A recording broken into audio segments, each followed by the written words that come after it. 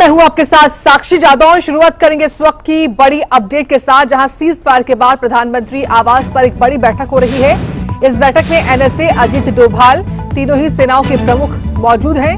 CDS Anil Chauhan भी इस बैठक का हिस्सा है। सीज फायर उल्लंघन के बाद ये बैठक अपने आप में काफी महत्वपूर्ण हो जाती है और उल्लंघन के बारे में ही पूरी जानकारी जो है वो पीएमओ के सामने रखी जा रही है। शनिवार रात भी पीएम ने तीनों ही सेना प्रमुखों के साथ बैठक की थी। सीडीएस अनिल चौहान भी इस बैठक में मौजूद रहे थे और अब एक बार फिर से ये मीटिंग हो रही है। तो बड़ी जानकारी इस वक्त की, काफी देर से ये बैठक चल रही है। प्रधानमंत्री को पूरी जानकारी, सब कुछ जो है वो उनको ब्रीफ किया जा रहा है। तो शनिवार रात भी पीएम ने बैठक की थी और आज भी रविवार सुबह भी प्रधानमंत्री लगातार बैठकें कर रहे हैं। तो पिछले एक हफ्ते से लगातार मीटिंग्स का दौर चल रहा है, क्योंकि पूरी जानकारी पीएम के सामने रखी जा रही है और विचार विमर्श के साथ ही जो एक्शन है पाकिस्तान के खिलाफ लिया जा रहा है। इस खबर पर विनय से और जानकारी हम लेंगे। अब विनय, लगातार बीते एक हफ्ते से प्रधानमंत्री लगातार मीटिंग्स ले रहे हैं और बीते कल यानी कि शनिवार को बैठक होना, सीज फायर उल्लंघन के बाद अभी यानी कि रविवार सुबह बैठक चल रही है। काफी देर हो चुकी है इस बैठक को शुरू हुए, क्या अपडेट आ रही है आपके पास? देखिए, 1 घंटे से ज्यादा का समय हो चुका है इस बैठक को शुरू हुए। प्रधानमंत्री आवास पे बैठक चल रही है। सीडीएस अनिल चौहान इस बैठक में मौजूद हैं। तीनों सेना के प्रमुख इस बैठक में मौजूद हैं और चूंकि कल शाम को 5 बजे सीज फायर का ऐलान हो गया था। सीज फायर भारत पाक की सीमा पर था, लेकिन उसके बावजूद देखने को मिला कि सीज फायर के 3 घंटे बाद ही पाकिस्तान की तरफ से फिर से गोलीबारी शुरू हो गई और जिसका करारा जवाब भारत की तरफ से दिया भी गया। जब कल सीज फायर हुआ था तो इसी तरह की एक बैठक प्रधानमंत्री आवास पे हुई थी, उसमें भी तीनों सेना प्रमुख और सीडीएस मौजूद थे। अब जो बैठक हो रही है वो सीज फायर वायलेशन को, यानी कि सीज फायर के उल्लंघन को लेकर बैठक हो रही है कि किस तरह से पाकिस्तान ने 3 घंटे बाद ही सीज फायर का उल्लंघन किया, गोलीबारी की और ये गोलीबारी तकरीबन बताया जा रहा है कि 2 से 3 घंटे तक चलती रही। हालांकि कल से अभी स्थिति सामान्य है, किसी तरह की गोलीबारी पाकिस्तान की तरफ से फिलहाल नहीं हो रही है। यही सब जानकारी प्रधानमंत्री को तीनों सेना प्रमुख और सीडीएस दे रहे हैं।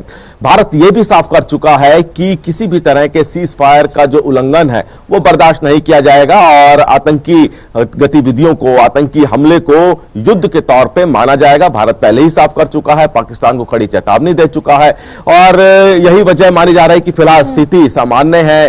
किसी तरह की गोलीबारी पाकिस्तान की तरफ से नहीं हो रही है। तीनों सेना प्रमुख इस बात की जानकारी तो दे ही रहे हैं, साथ ही साथ ये माना जा रहा है कि पाकिस्तान अगर फिर से किसी तरह का सीज फायर का उल्लंघन करता है तो भारत को आगे किस तरह से करारा जवाब देना है, क्योंकि युद्ध के तौर पर भारत अब किसी भी सीज फायर उल्लंघन या फिर आतंकी गतिविधि को देखेगा और इसीलिए हो सकता है कि प्रधानमंत्री किसी तरह का निर्देश तीनों सेना प्रमुख और सीडीएस को दें कि अगर पाकिस्तान दोबारा से किसी तरह की कोई नापाक हरकत करता है तो भारत किस तरह से करारा जवाब देगा, भारत किस तरह से डटकर, जिस तरह से हमने पिछले 2 से 3 दिनों में देखा कि हर पाकिस्तानी मिसाइल, हर पाकिस्तानी ड्रोन को निरस्त किया गया, नेस्तनाबूद हवा में किया गया। अगर फिर से पाकिस्तान की तरफ से कोई ऐसी ही हरकत की जाती है तो भारत मजबूत तरीके से और मजबूत तरीके से जवाब तो देगा ही, युद्ध के तौर पर इसको लेगा और कहीं ना कहीं पाकिस्तान की मुश्किलें और ज्यादा खड़ी हो जाएगी। पाकिस्तान पिछले 2 से 3 दिनों में मिलिट्री के तौर पर और आर्थिक तौर पर पीछे जा चुका है। बहुत नुकसान भारत ने पाकिस्तान का किया है और यही तमाम जानकारी इस बैठक में दी जा रही है। प्रधानमंत्री किस तरह का निर्देश तीनों सेना प्रमुख को देते हैं वो भी देखना होगा। जी बिल्कुल, न केवल विनय जानकारी बल्कि जो आगे की रणनीति है वो भी किस तरीके से बनाई जाए वो भी काफी ज्यादा महत्वपूर्ण इस बैठक में रहने वाला है, क्योंकि कल 12 मई और कल दोपहर 12 बजे भारत पाकिस्तान के जो डीजीएमओ है एक बार फिर बातचीत करेंगे। लाजमी है कि उस बातचीत में भारत का रुख कैसा होना चाहिए उस पर भी बातचीत की जा रही होगी और साथ ही क्या ये भी समझा जाए विनय, क्योंकि 11 बजे का वक्त था पहले रक्षा मंत्रालय की प्रेस कॉन्फ्रेंस का, जो डिले हो रहा है प्रेस कॉन्फ्रेंस में, क्या वो भी एक वजह है? क्योंकि बैठक के बाद ही लाजमी है कि रक्षा मंत्रालय सरकार का स्टैंड सामने रखेगा देश के। देखिए, संभावनाएं हैं, चूंकि एक अहम बैठक चल रही है और डिफेंस को एक प्रेस वार्ता 11 बजे करनी थी।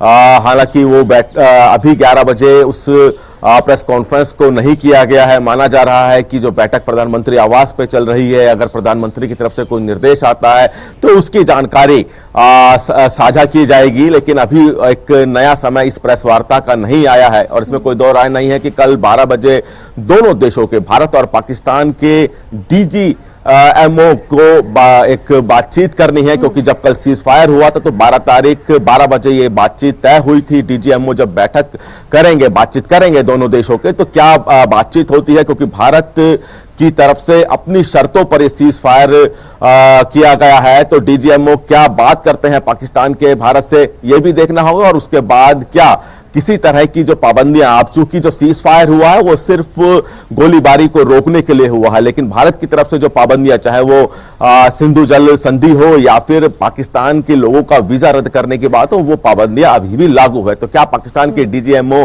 इस बाबत कुछ बात करते हैं, वो भी देखना होगा। ठीक है विनय, बने रहे आप।